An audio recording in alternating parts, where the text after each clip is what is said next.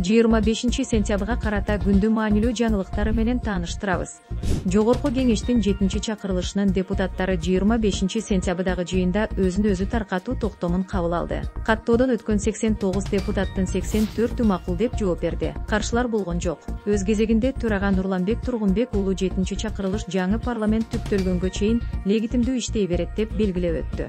Эми президент Садыр Жапаров өзүн-өзү таркатуудан кийин 5 күн аралыгында мөөнөтүнөн мурда шайлоо жарыялашы керек. Мыйзамга ылайык, эгерде президенттин жарлыгы 30-сентябрда чыкса, 30-ноябрда мөөнөтүнөн мурда шайлоо өтүүгө тийиш. Мөөнөтүнөн мурда шайлоо жаңы система боюнча өтөт. 30 округдан 3төн депутат шайланат. Алардын 2 эркек, 1 аял киши болууга тийиш. 25-сентябрдагы жогорку кеңештин жыйынында депутат Надира Нарматова парламентти таркатууну демилгелеген кесиптештерине нааразы болду. Ал мамлекеттин кызыкчылыгы үчүн мыйзам долбоорун колдойм. Бирок келгенине 6 ай, 1 жыл боло элек депутаттар келе калып, эми кетели дегени коомчулукта түрдүү пикир жаратууда деген оюн айтты. Бирок Нарматовага берилген убакыт бүтүп калып, сөзүн жыйынтыктоо үчүн кошумча убакыт сурады. Бул төрага Нурланбек Тургунбек уулуна анча жага бербей: "Надира айым, сизге дайыма убакыт жетпейт.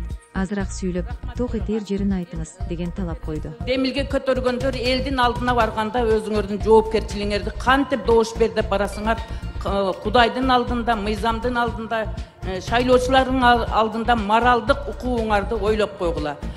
Ошто 16 жаштагы кызды сабаган 17 жаштардагы 2 кыз жана 13 жаштагы 1 кыз милицияга жеткирилди. Ага чейин Райымбеков менен Масалиев көчөсүнүн кесилишиндеги кыздардын мушташы интернетке тараган болчу. Милициядан окуя 24-сентябрь күнү болгонун, тиешеси барлар милицияга жеткирилгенин маалымдашты. Жабыркаган кыз Оштогу окуу жайлардын биринин студенти, 16 жашта. Ага кол көтөрүүгө шектелгендер эже-сиңдилер жана алардын курбусу экени айтылууда. Шектүүлөрдүн кичүүсү 13 жашта. Алдын ала маалыматта кыздар топ ойноп жатып чырдаша кеткени айтылат. Жабыркаган кыз жашы жете элек болгондуктан Кара Кулжа районунун Алайкуу аймагынан ата-энеси чакыртылган. Эгерде алар арыз жазса, иштергилет.